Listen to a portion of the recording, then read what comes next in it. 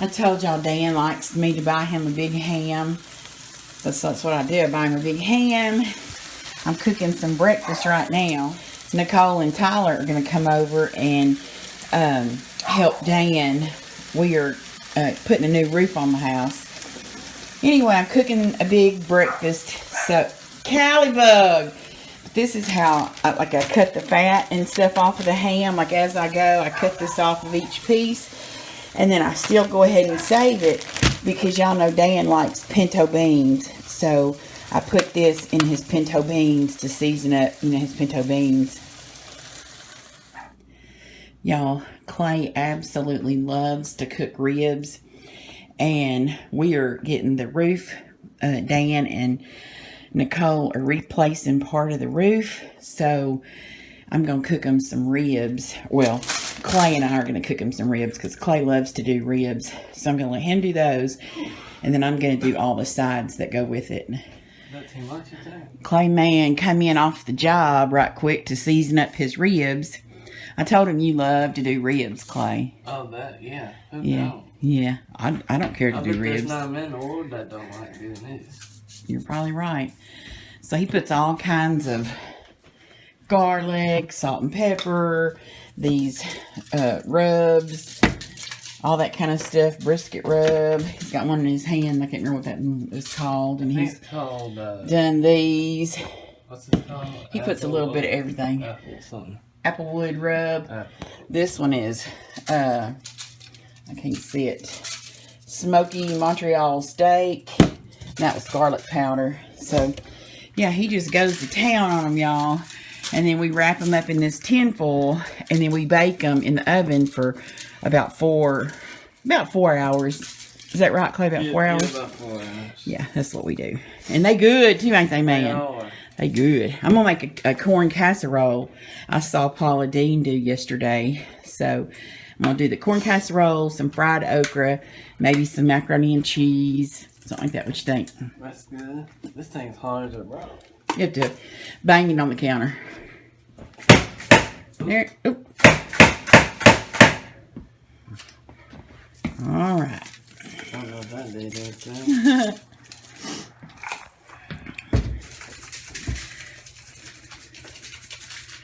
Is that it?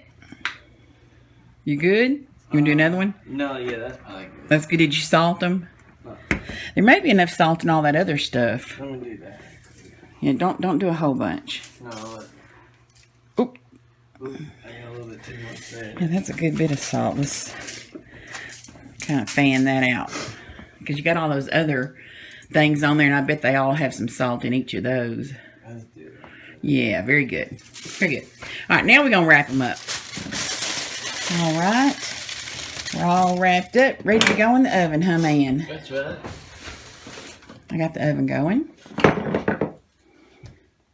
Put this on top, one on bottom. Right. All right, that's it. We will show y'all when they're done. Dan was out of this, so I picked him up some more when I went to the store.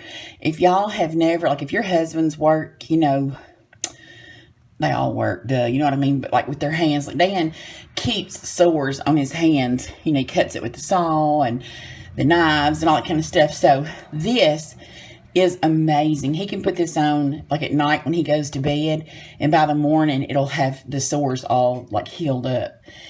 And then he cut his hand real bad with a skill saw one time, had to have surgery, and it went through like his fingernail and stuff, and it left it just would never get well. This was the only thing that ever made that heal up, y'all. This stuff is amazing. All right, y'all, this is the corn casserole I made. I made macaroni and cheese with broccoli in it, and here are Clay's ribs, y'all. They are going to be so good. I'm not into ribs real big, I'm like chicken kind of girl, but those look good. Clay always does them. So good. And I made chicken and sweet potato fries for lunch, and that was what was left. Yeah, this is going to be good, I bet. This was cream corn, Southwest corn, sour cream, a stick of butter, a package of cornbread mix, And that was it. And you mix it all together. And then I put cheese on top of it. Let's open it up and see what it looks like on the inside. I'm going to do this with one hand.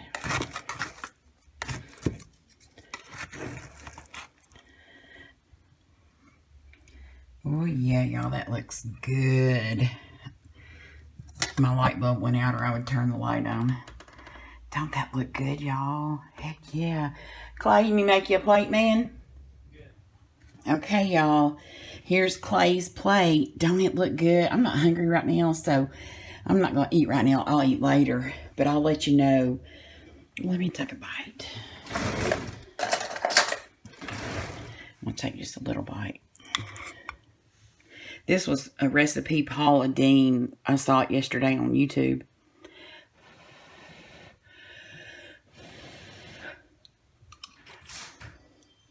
That is good.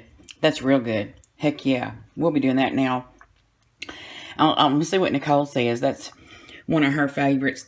I usually do cream cheese, no cornbread, and no cheese. But it tastes a lot like that. So, yeah. Anyway, that's supper for my hard workers today. Y'all. They ain't got a man down. Man down. Peace. Dan tried to cut his fingers off yesterday, and Callie is over here about to drive us crazy, wanting to lick them. She's so crazy. How did you about cut them off?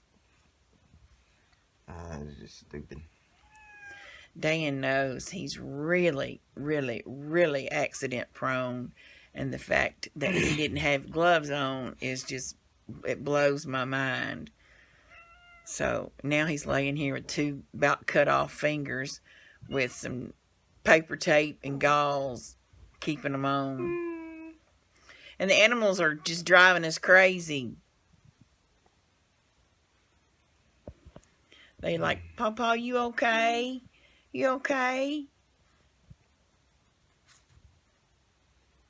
They know I'm alright. Callie just wants to lick the blood. How's the roof replacing going? Good.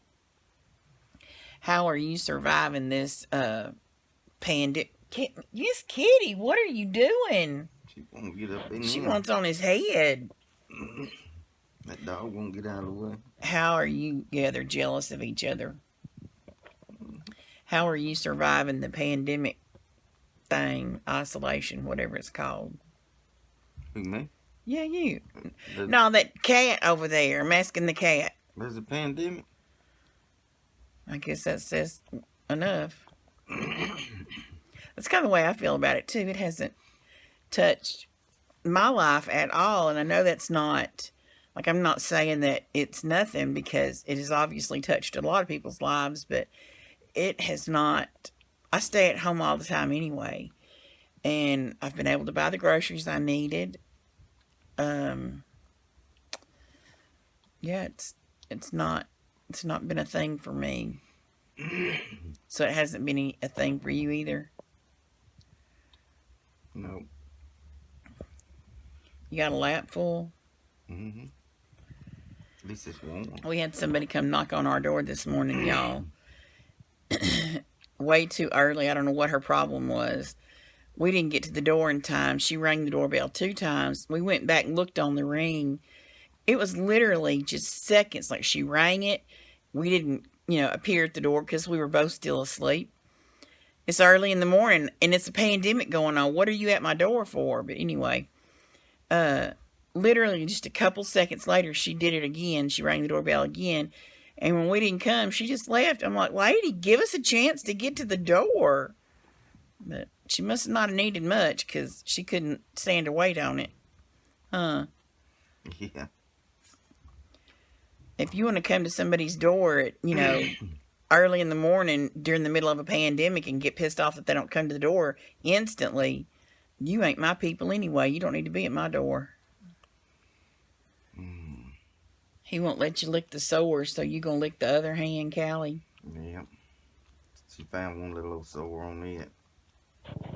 Y'all, my dog is gross. Yes, I see you being gross over there. Then you want to come lick me. Nasty old heifer. They are building some duplexes back here, y'all, and it is noise. Oh my goodness, it's noise. Y'all, I've been trying to make some, I was going to make some masks. That's Callie sitting behind me scratching until she whines. But I was going to make the mask that's real fitted, you know, and then I was going to give it I did give it a pocket back here to put a filter in, because I've seen where you can cut the vacuum cleaner bags and put it in there as a filter. But then Kim said that she read that you could use coffee filters in there too, so I thought I might try that. And people are saying, yeah, normally the elastic is a loop right here and right here, but that goes like behind your ear. And people are saying that makes your ears real sore. So I made it to go around like your neck and the back of your head instead of over your ears. You know, and I made it like this so that it would be real fitted, you know, over your face.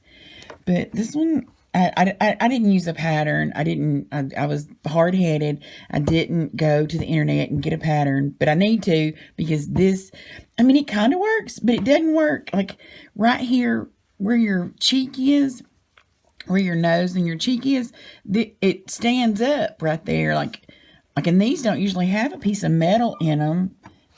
Excuse me, ma'am.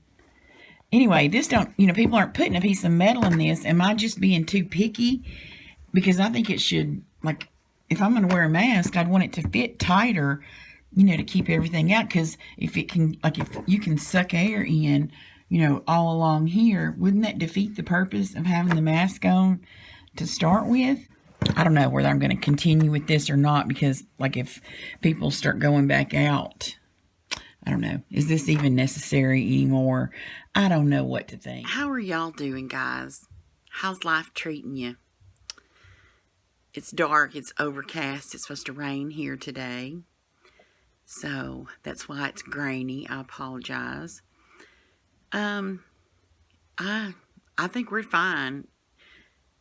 Callie, if you come over here, y'all, she's been laying completely still, not doing anything. It's, what is it about your kids and your dogs? If you start trying to get on the telephone,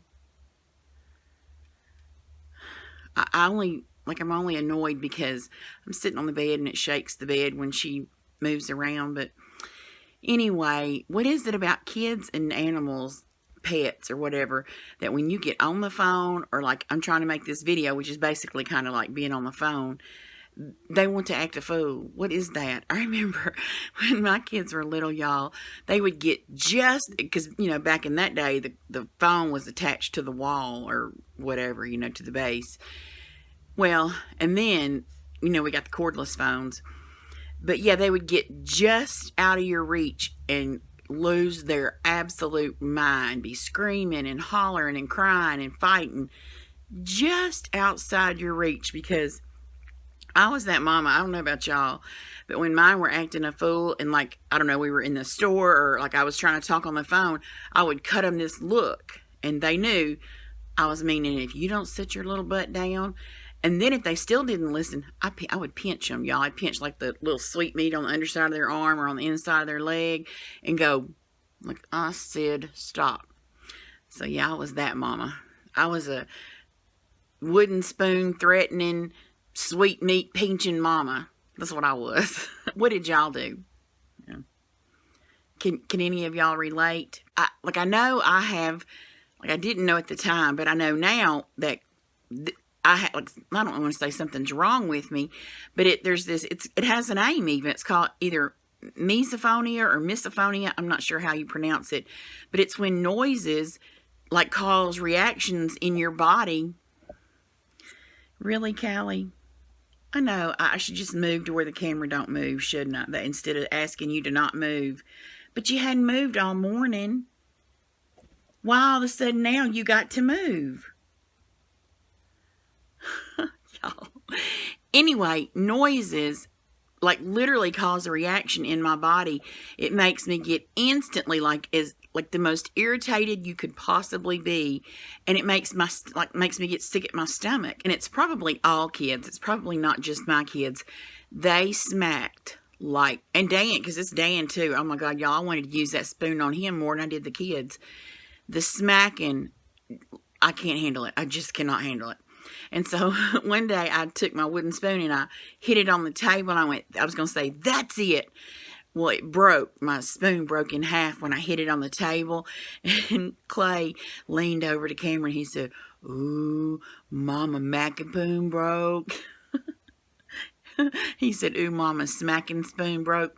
It was hilarious. And then in the store, y'all, like a few days later, whatever, when I threw another package of wooden spoons in the buggy, Clay saw it and he ran back to Cameron and said, "Mama got mac and poons." He was something else, y'all. But yeah, noises drive me insane. And I don't mean for it to. It just does. Like when, Cameron and Clay were real bad, they cried a ton. Y'all, it would make me bust out in a sweat. I would be nauseous. Like my stomach, I just couldn't handle it. My nerves cannot take certain noises. Certain noises don't bother me.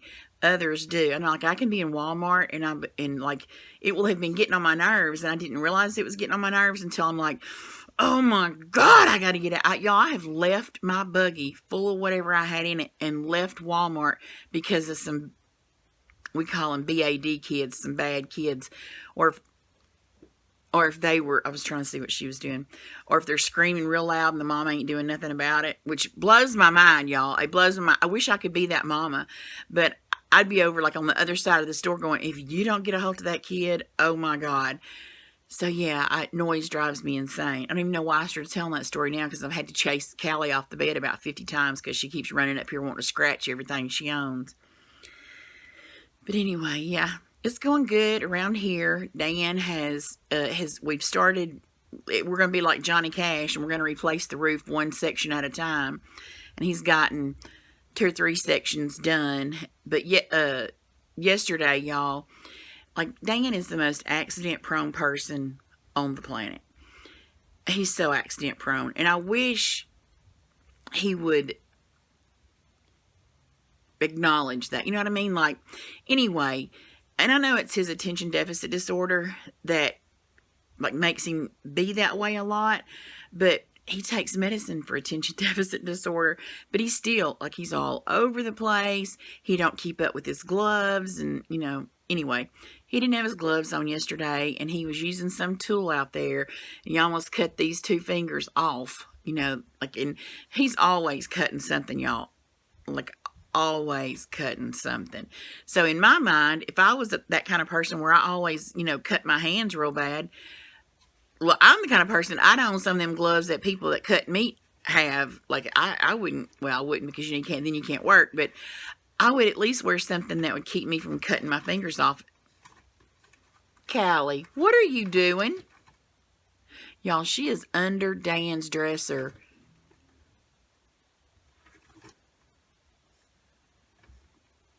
Acting a fool.